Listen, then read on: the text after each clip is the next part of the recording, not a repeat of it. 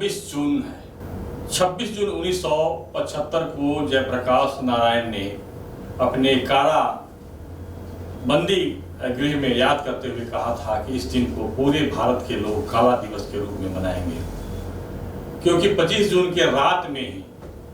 और 26 जून के प्रातः काल में ही भारत में जो लोकतंत्र की जो यात्रा है वह कहीं ठहर गई थी और वह लोकतंत्र तानाशाही का रूप धारण करके और भारत की जो परंपरा है, भारत की जो लोकतंत्र की परंपरा है, उसको कहीं न कहीं बहुत बड़ा आघात पहुंचाया था। 25 जून की रात में जयप्रकाश नारायण को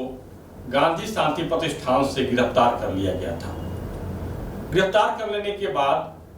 औपचारिकता वश उन्हें उनकी मेडिकल जांच कराई गई थी, लेकिन उनका स्वास्थ्य कैसा है,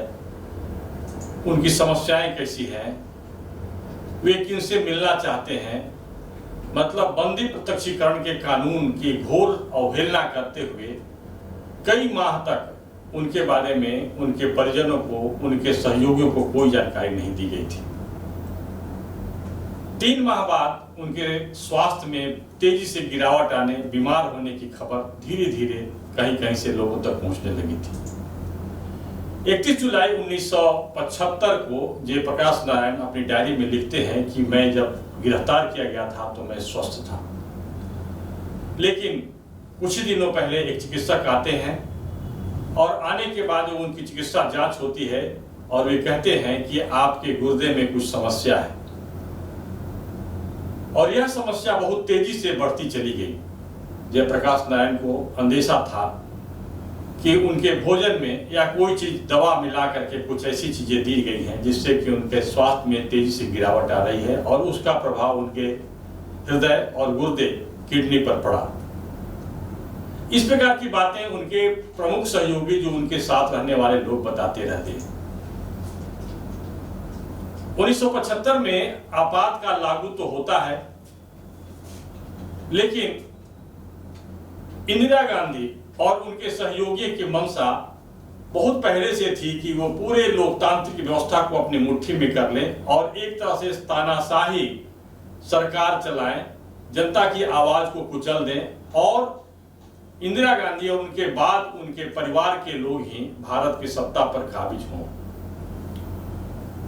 इसमें एक बात, इस प्रकार की जो शंकाएं हैं, जो संदेह हैं, उनको सामने रख करके जो अध्ययन किए गए हैं, उसमें 1975 का जो वर्ष है बहुत महत्वपूर्ण है। 1 जनवरी 1975 को इंदिरा गांधी के कभी प्रमुख सहयोगी कहे जाने वाले, बल्कि सरकार को संचालित करने में, पार्टी को चलाने में महत्वपूर्ण भूमिका निभाने वाले ललित नारायण मिश्र, जो कि बिहार से ही थे, जेपी की तरह, वे अपने एक प्रिय मित्र पत्रकार से बातचीत के क्रम में उन्होंने शंका जाहिर किया था कि इंदिरा गांधी ने मुझसे इस्तीफा ले लिया है और आयात निर्यात वाले कुछ कागजात हैं उस पर आवश्यक हस्ताक्षर भी हमसे करा लिया है। लगता है इंदिरा गांधी अब हमसे दूरी बनाना चाहती हैं, हमसे मुक्त होना चाहती हैं।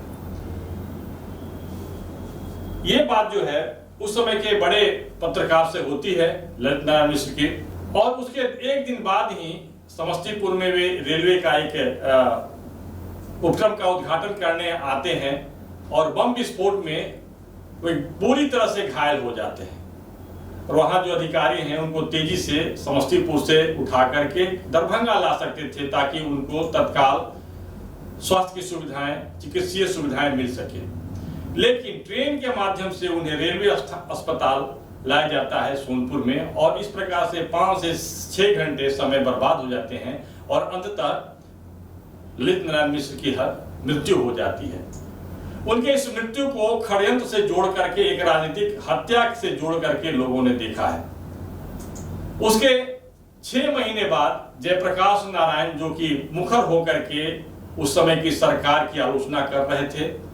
उस समय की सरकार की जो गलतियां थी, जो लोकतंत्र के विरोध में जो उसके द्वारा जो कदम उठाए जा रहे थे उसकी आलोचना कर रहे थे, ताकि सरकार में बैठे हुए लोग समझ जाएं, अपने उनकी गलतियों का एहसास हो जाए। लेकिन सरकार में बैठे हुए लोग को अपनी गलतियों का एहसास तो नहीं हुआ, बल्कि उनके गलतियों का एहसास करने वालों को ही ठिकाने लगाने की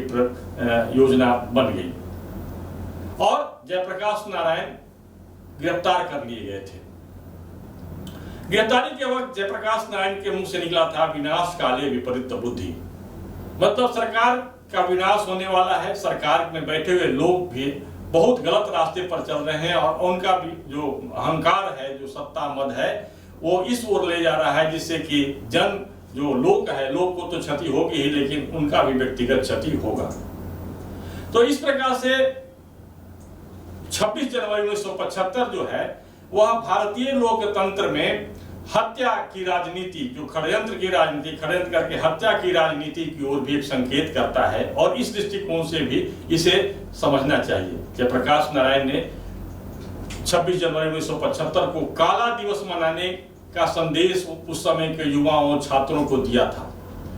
काला दिवस मनाने का मतलब यह कि हमारे ही सरकार, हमारे ही द्वारा चुनी गई सरकार जब तानाशाही रवैया अपनाती है तो किस प्रकार की व्यवस्था होती है, व्यवस्था के साथ किस प्रकार का खिलवाड़ होता है, यह सोचने के लिए एक अवसर के रूप में प्रत्येक वर्ष हम देखें कि इस प्रकार की प्रवृत्ति वाली जो सरकारें होती हैं उससे किसका हानि होता है और पूरे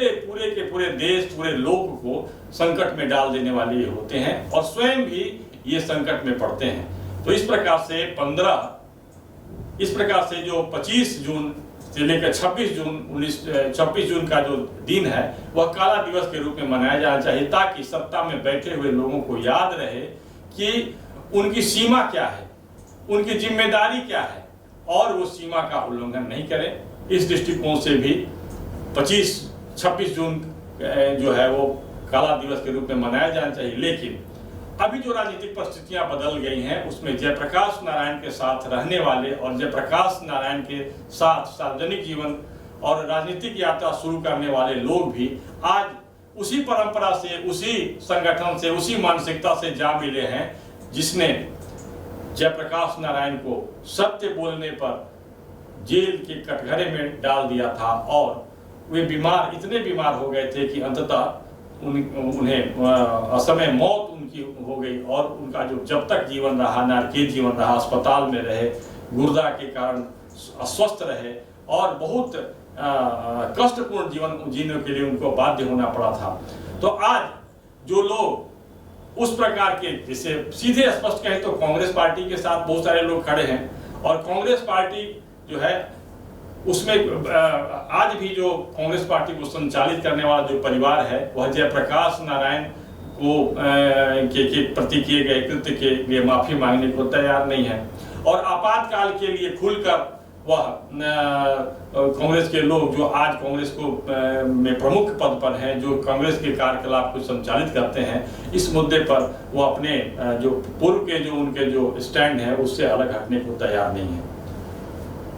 आज फिलहाल इतना ही, लेकिन आपातकाल को लेकर के हमारे वीडियो का सीरीज चलता रहेगा। देखते हैं स्वच्छ समाचार। नमस्कार।